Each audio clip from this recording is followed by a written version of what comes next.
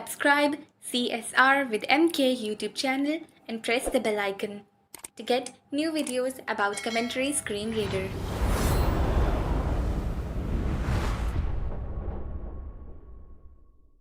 Assalamu alaikum. Welcome to CSR with MK YouTube channel and welcome to CSR online course batch 8। आज हमारी class number 65 है और advance setting में जो menu customization है वहाँ पे आपको मिलता है फ्लोटिंग मेन्यू। फ्लोटिंग मेन्यू क्या होता है और उसका यूज़ कैसे होता है, आज की क्लास में हम ये सीखेंगे। मैं जीशो की सेटिंग में मौजूद हूँ और 7वें नंबर पे जो एडवांस सेटिंग है उसमें मौजूद हूँ और वहाँ पे 6 menu customization 6 नंबर पे मेन्यू कस्टमाइजेशन मौजूद है, इसमें चलते हैं। menu customization और यहाँ पे 4 use the floating menu unchecked use the floating menu by default uncheck होता है, तो आप चेक कर लोगे। check checkbox चेक हो गया। अब इसी के बाद 5 floating menu फ्लोटिंग मेन्यू जो ऑप्शन है ये इसकी सेटिंग है, इसमें चलते हैं। floating menu ADD button यहाँ पे भी वही वाला लेआउट है जो हम एज जेस्चर में भी देख चुके हैं, शॉर्टकट जेस्चर में भी देख चुके हैं और अभी पीछे मेन मेन्यू की कस्टमाइजेशन में भी देख चुके हैं। Add button, default button, one main menu अच्छा जो यहाँ पे फ्लोटिंग मेन्यू में बाय डिफ़ॉल्ट रखा होता है ना, सिर्फ एक आइटम रखा होता है मेन मेन्यू, बस। floating menu देखो ख़त्म। one main menu मैं default button ADD button add करता हूँ। select a function select a one no command 2 plugins plugins एक ऐड कर लेता हूँ। plugin enter key to check current date एक करंट डेट वाला Two प्लगइन plugins. मैंने ऐड कर दिया 3 custom voice commands और एक 4 मैं tools 5 एप्लीकेशन timer ऐड कर 6 देता हूँ। application आप लोग भी सोच रहे होगे ये प्लगइन में चेक करंट डेट और एप्लीकेशन में यूट्यूब ही क्यों 1 रख 3 रहा है। button 2 access 1 3 enter keyword text box हमारा तो यहाँ कॉन्सेप्ट क्लियर कराना समझाना है ना, फिर आप अपनी मर्जी से जो एप्लीकेशन रखते हो वो रखना, U जो प्लगइन रखते हो वो रखना। मैंने यूट्यूब रख 6 लिया। application 7 profiles मैं अभी 8 कुछ extensions ये डेवलपर के फंक्शंस 9 कुछ रख tools लेता हूँ। देखो 10 main menu मेन मेन्यू तो bye 11 default recognition menu 12 current per app gestures menu 13 functions menu function menu को रख देता हूँ। X 14 Gsudo settings जीशो सेटिंग को रख देता X हूँ। 15 enable logging इस पे आप क्लिक करते जाते हो वो ऐड होता जाता है। ये कॉन्सेप्ट आपका पीछे क्लियर हो चुका है। 16 gesture scheme description अच्छा। 17 suspend browse by touch 18 suspend speech feedback and 17 दोनों suspend भी रख X देते हैं। 18 suspend speech X बस मैंने कुछ ADD चीज़ें रख ली button. बाहर आगे। देखो मैंने ये Default रखा button. Default. one main menu main menu पहले से होता है क्योंकि वो पहले नंबर पे था, फिर मैंने ऐड किया, वो मैंने जो ऐड करता गया वो दूसरे तीसरे नंबर पे आते गए। 2 plugins slash check current date देखो ये 3 application slash YouTube और आखिरी में 7 suspend speech feedback and browse 7 by चीज़ें touch रखी हैं। बस ये कस्टमाइजेशन है और चेक बॉक्स चेक करोगे तो ये यूज़ होना शुरू हो जाएगा, वापस अनचेक करोगे तो फिर यूज़ नहीं होगा। होम करते home हैं। button 1 UI अब home ये फ्लोटिंग apps मेन्यू क्या है इसको देखते हैं। जो सबसे टॉप पे आपका स्टेटस बार होता है ना, जहाँ पे आपका करंट टाइम, बैटरी और मोबाइल के सिग्नल और ये चीज़ें आ रहे होते हैं, वो एक लाइन होती है, यानी कि लेफ़्ट टू राइट पूरी एक पट्टी होती है जिस पे ये इन्फॉर्मेशन साइटेड को दिख रही भी होती है, बिल्कुल एक मतलब छोटे छोटे लिखे होते हैं। 8:52 p.m. ये टॉप पे देखो, मैंने लेफ़्ट साइड पे टॉप पे टाइम पे 8:52 PM पे टच हो गया। अब वो जो पट्टी है ना लेफ़्ट टू राइट, इसी के नीचे एक और पट्टी बन जाती है जो CSR की तरफ से, ये फ्लोटिंग मेन्यू यही है, एक और लेफ़्ट टू राइट पट्टी बन जाती है, उसी के नीचे होती है, उसी के ऊपर नहीं होती है, उसी के थोड़ा सा मतलब जैसे वो वाली पट्टी ख़त्म हो गई, उसी के नीचे ये वाली लेफ़्ट टू राइट पूरी एक स्ट्रिप बन जाती है ना। और इसके लिए आपको डिस्प्ले और दी एप्स की परमिशन देना लाजमी है, उसके बगैर ये फ्लोटिंग मेन्यू यूज़ नहीं होगा। अच्छा, मैं टाइम के थोड़ा सा नीचे टच कर रहा हूँ, 8:53 ये p.m. main टाइम menu और उसके थोड़ा सा 8:53 p.m. नीचे देखो ये 8:53 टाइम, main menu ये मेन मेन्यू, टाइम के नीचे मेन मेन्यू, क्योंकि सबसे पहला आइटम था मेन मेन्यू। वो राइट साइड पे जो टाइम है ना टॉप पे, उसके नीचे वो मेन मेन्यू, और उसके अब आकर ने टच कर दिया ना, फिर आप स्वाइप भी कर सकते हो क्योंकि अभी आपका फोकस फ्लोटिंग मेन्यू में ही है। और अगर आप उसी के में जहाँ पे सिग्नल होते हैं उससे नीचे टच करता तो मैंने क्या, वो चेक करंट डेट, वो जो उसके आगे थोड़ा सा नीचे टच करता तो वो, और अब मैं जो जहाँ पे बैटरी होती है वो राइट साइड पे टॉप पे होती है, उससे थोड़ा सा नीचे, हल्का सा नीचे मैं टच करता हूँ। देखो क्या है, apps functions menu function menu.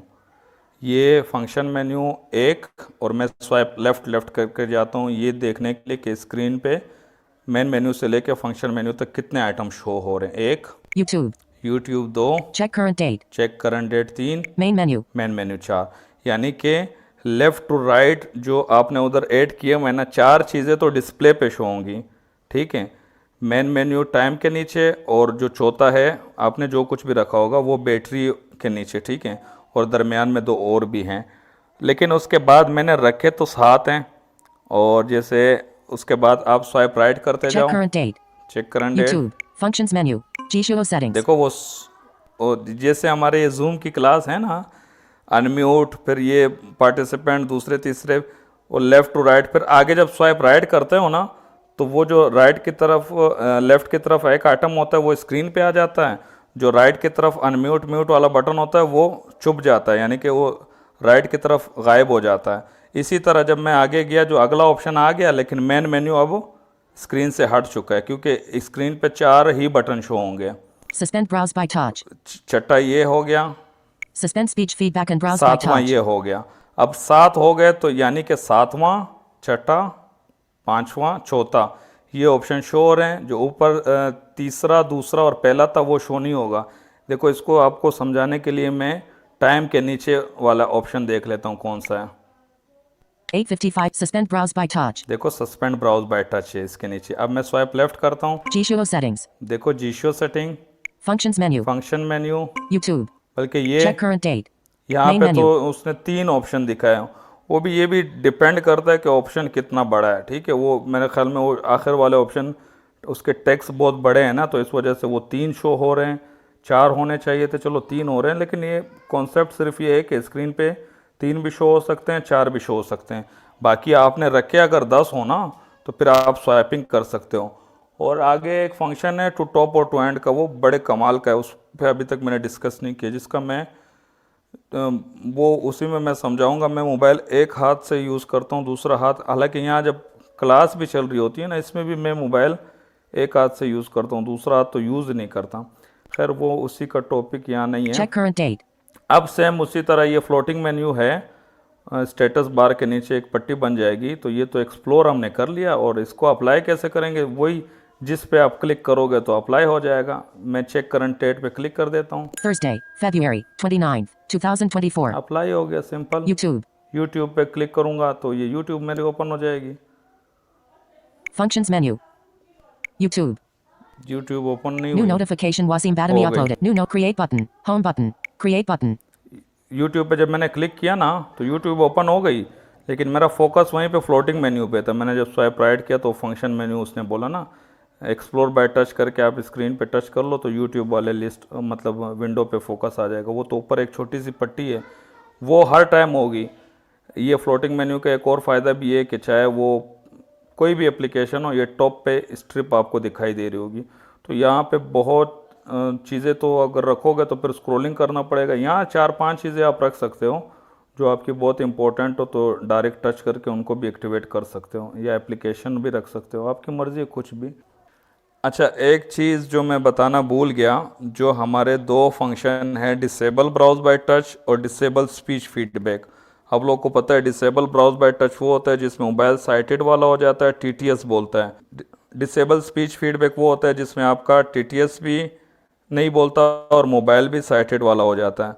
अच्छा, इन दोनों कंडीशन में आपका फ्लोटिंग मेन्यू आप एक्सेस कर सकते हो।